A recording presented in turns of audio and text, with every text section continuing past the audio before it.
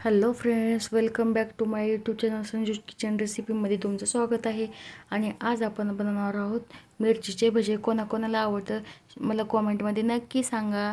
चला तर मग आज आपण मिरची भजे बनवण्यासाठी जेवढं साहित्य लागणार आहे ते घेतलेलं आहे.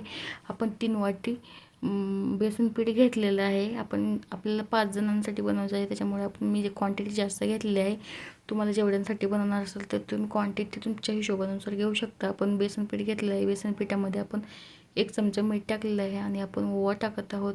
ओवा हातावर चोळून छान टाकायचा आहे. आपण ओवा वगैरे टाकून घेतलेला आहे, तुम्ही बघू शकताय. आणि आपण त्याच्यामध्ये खायचा सोडा थोडासा टाकून घेऊयात, जेणेकरून आपले भजे खुसखुशीत होणार, मधून कच्चे राहणार नाही, व्यवस्थित भाजणार. त्याच्यामध्ये आपण अर्धा चम्मच तिखट टाकून घेतलेलं आहे. आता याला आपण छान मिक्स करून घेऊयात. थोडं थोडं पाणी टाकून आपण मिक्स करून घेत आहोत.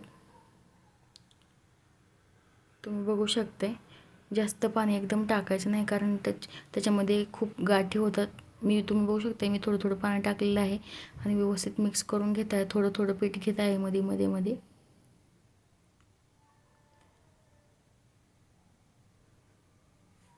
पीठ चाळून वगैरे व्यवस्थित घेतलेलं आहे बेसन पीठ.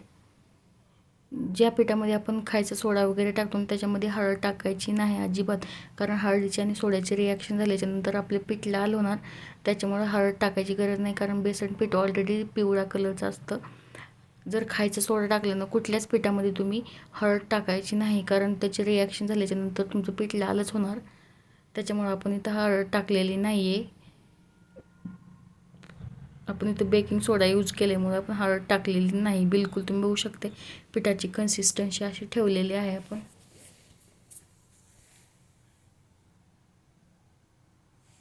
आता आपलं पीठ तयार आहे. व्यवस्थित कन्सिस्टन्सी वगैरे तुम्ही बघू शकते आणि व्यवस्थित आपलं पीठ तयार आहे. तुम्ही बघू शकता आम्ही झालेलं आहे. त्याच्यामध्ये आपण कोथिंबीर टाकून घेऊयात. कोथिंबीरनं भजे, कुठल्या पण प्रकारचे भजे असो, कोथिंबीरने एकदम खमंग आणि खूप छान टेस्ट येतो. आता आपण बघू शकतो तुम्ही मिरच्या तिखट नाही आहेत बरं का. आणि आपण मिरच्या अशा प्रकारे मधून कट करून घेतलेल्या आहेत. सगळ्याच मिरच्या अशा मध्ये कट करून घेतलेल्या आहेत. आता आपल्या पॅनमध्ये तेल गरम करायला ठेवलं होतं मगाशी मी, तोपर्यंत पीठ मळून घेतलं. आता तेल गरम झालेलं आहे. आपण एक एक मिरचीचे भजे सोडून घेऊयात त्याच्यामध्ये.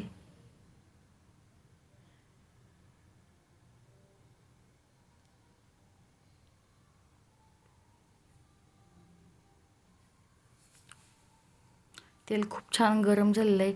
अगोदर मी तेल खूप गरम होऊ दिलं आणि त्याच्यानंतर गॅसची फ्लेम लो केली. आता थंड गॅस खूप लो फ्लेम करून आपण त्याच्यामध्ये भजे टाकून घेत आहोत, जेणेकरून आपले भजे करपणार नाही. त्या हिशोबाने आपण टाकून घेत आहोत, बघू शकते तुम्ही.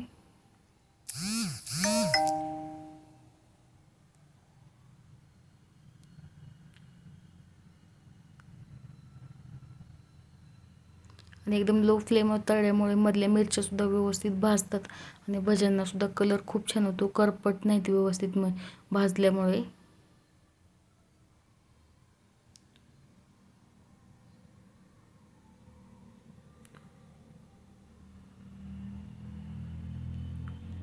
मी याला पलटून घेते आता व्यवस्थित. एका साईडनं भाजलेले आहे, दुसऱ्या साईडनं भाजण्यासाठी याला मी व्यवस्थित पलटून घेते.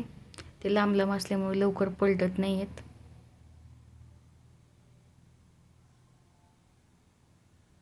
पलटून घेतलेलं आहे. आता मी खालची साईडनं भाजू देते व्यवस्थित. गॅसची फ्लेम लोच ठेवायची, कारण त्याच्यामधल्या पण मिरच्या भाजल्या पाहिजेत. आता गॅस आपला खूप थंड झाल्यामुळे भजी पाणी तेल धरत होते, त्याच्यामुळे मी गॅसची फ्लेम हाय केलेली आहे.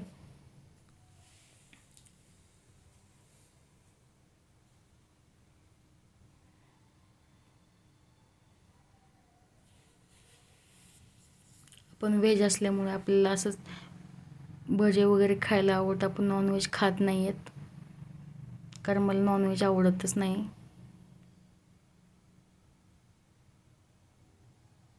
तुम्ही बघू शकता आपले भजे फ्राय तेलात व्यवस्थित तळून घेतलेले आहेत आणि भाजलेले आहेत. आपण तेल पण धरलेलं नाही, तुम्ही बघू शकता. आणि भजे एकदम खुसखुशीत झालेले आहेत. आता मी दुसरे टाकून घेतलेले आहे त्याच्यामध्ये. दुसरे पण व्यवस्थित भाजते आहे मी.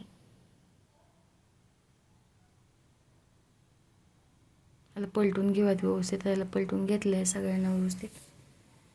तुम्ही बघू शकता किती छान भाजलेलं आहे ते एका साईडने आणि एका साईडने भाजता येत. आता मी तिसरा लेअर टाकून घेत आहे.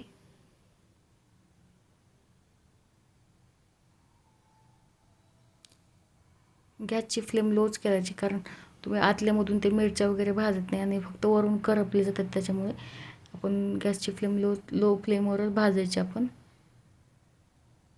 जास्त लो फ्लेम पण ठेवायची नाही. भजे टाकल्याच्या नंतर आपण फ्लेम हाय करू शकता, कारण जास्त लो फ्लेम असल्याच्या नंतर भजे तेल धरतात. ते हाय फ्लेम केल्याच्या नंतर ते तेल धरत नाहीत, फक्त भाजले जातात. म्हणून तुम्ही बघू शकताय भजे अशा प्रकारे आपले भाजलेले आहेत. बघूनच कोणाकोणाच्या तोंडाला पाणी आले का नाही मला नक्की सांगा.